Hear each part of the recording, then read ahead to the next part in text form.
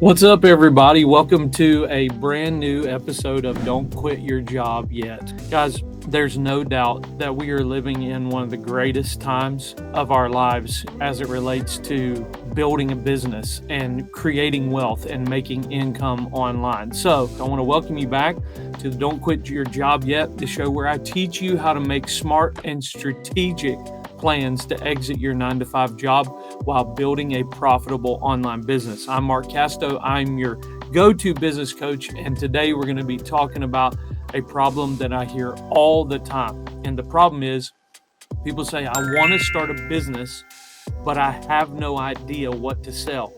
And if that sounds like you, you're in the right place. And by the end of this episode, you'll have a clear process for identifying the perfect digital product idea, one that matches your skills, your passions, and what the market is hungry for. So let's dive in. All right, before we start brainstorming, let me explain why choosing the right idea is absolutely critical. Not every idea is worth pursuing. So let me break this down for you. Some ideas are profitable, but they're boring. And you know what that means? You're going to hate working on it. If you come up with a great idea that's profitable, but it doesn't bring passion or excitement to you, you're going to lose momentum. You're going to hate working on it. Secondly, some ideas are fun, but they don't make money. And so like you're going to start out really excited, the honeymoon stage of digital products, but then you're going to feel frustrated when no one buys your idea, no one buys your product. Then some ideas take too long to build, and then they fail because there's no real demand.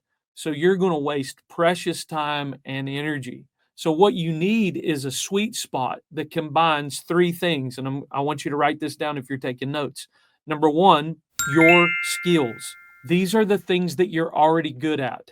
Skills save time because you don't need to learn from scratch. So this is stuff that you can just teach because it's already in you. It's already a part of you. Secondly, your passions. This is what keeps you motivated. Guys, if you don't love the work, you won't stick with it. Thirdly is market demand. And this is really the key. Your idea must solve a problem that people care about and that they're willing to pay for. And guys, the magic really happens when you combine all three of those things. If you only focus on passion, you'll be broke. If you only focus on profit, you'll burn out. And if you skip demand, you'll waste your time. So let's talk more about how to find that sweet spot. Let's talk about brainstorming your skills and passions. Now, this is going to be really practical, but here's how you can uncover your best ideas. Step number one, make a list of your skills. Think about your professional skills. Think about hobbies, natural talents that you have. And let me give you some questions to even spark those ideas in your mind. What do people at work rely on you for? What's something you've learned through experience that others struggle with? And what do friends or family ask you for advice on, like a broken record? You just know that people come to you all the time asking for your advice on specific things. Okay, write these things down. And now here's the key though, as you're writing them down, don't filter yourself. This is just a simple brainstorming exercise. This is not the time to edit yourself. This is not the time to filter yourself. Just write everything down. Step number two is identify your passions. Now ask yourself, what do you love doing in your free time? What topics could you talk about for hours without getting bored? What hobbies or interests make you feel energized? See, passion is what will keep you going on the hard days. So don't skip this step. And then step number three is spot the overlap. Look at your list of skills and passions and where do they intersect. So for example, if you're skilled at graphic design and you're passionate about social media, you could create templates or a course on designing scroll stopping posts. Or if you're a great organizer and you love helping people, you could create a guide on decluttering or time management. The intersection of skills and passion is where you're going to find your best ideas. Then thirdly, we want to talk about validating your idea. Once you have some ideas, you need to test them before you spend time and money creating something. I'm going to show you how to validate your idea in 3 simple steps. Step number 1 is always be talking to your audience. So ask questions directly to your target market. So for instance, you could use Instagram polls or Q&A boxes in your stories to ask like a question like this: what's your biggest struggle with, and then whatever your niche is.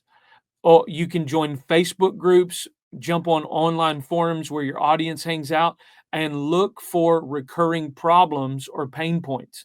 So, for example, if you wanted to create a digital planner, you would ask in those Facebook groups, those forums, and your audience, what's the number one feature you wish your planner had?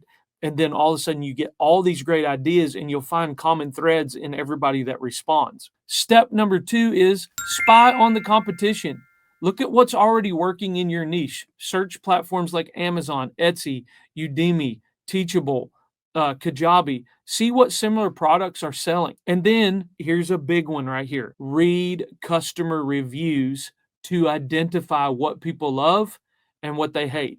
Try to find what's missing. Remember, competition is a good thing. It means there's demand, and your job is to find a unique angle or a way to improve on what's already out there. Then step number three is pre-sell your product. So the best way to validate your idea is to get people to pay for it before it's ever created. And here's how: you just offer a pre-sale.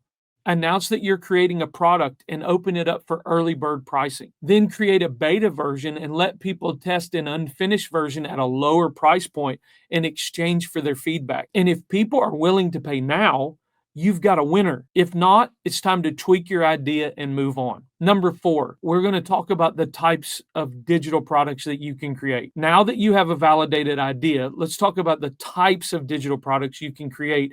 And here are a few examples. Number one, ebooks. They're perfect for sharing step-by-step processes, guides, and tips. So for example, a great ebook is like 30 Days to Meal Prep Mastery or The Ultimate Social Media Guide for Beginners. Secondly, you can do online courses. You can teach people how to solve a problem through video lessons. So for example, you could do a course on how to launch your first Etsy shop or mastering Instagram growth. Thirdly, you can do templates and tools like done for you services that save people time. Example would be Canva templates, budget spreadsheets, marketing scripts. Those are great ideas. Also, memberships, online communities. Create a community where members pay for ongoing value. So, for example, a monthly subscription for exclusive content, coaching, or resources. Now, each format has its own pros and cons, but start with what feels manageable for you. So, for example, an ebook might take less time than a full online course. Let me give you a call to action, and then I'll check the comments for questions. Here's your homework. I want you to take some time right now, and I want you to brainstorm your skills and passions. Pick 1 to 2 ideas that you want to really work on, and try to validate this week. Start small and don't worry about making it perfect, okay? And listen, if you want step-by-step guidance on creating and launching your first digital product while still working your 9 to 5, hey, sign up for my free masterclass. All you have to do is just comment the word WISE and I'll send you the link. Don't miss it, guys. Don't miss it. So let me check the comments real quick. Which business do you think is good? Make me a good choice. Okay. Well, I would say that the quickest way to make money online is to create a community that you can give ongoing value to. So I would challenge anyone: start a community, show up for people in your niche, start creating content on social media for people in that niche, and drive that traffic to your online community and keep giving value to those people. That's the quickest way to make money online. Well, guys, let me say this to you real quick, okay? In the next episode, I'm going to tackle one of the biggest challenges for anyone trying to build a side hustle, and that's how to build a side hustle schedule that doesn't leave you burned out. So I'm going to share my best tips for balancing your 9 to 5, your side hustle, and your personal life. So do not miss it. Thanks for being a part of this. Hope to connect with you soon.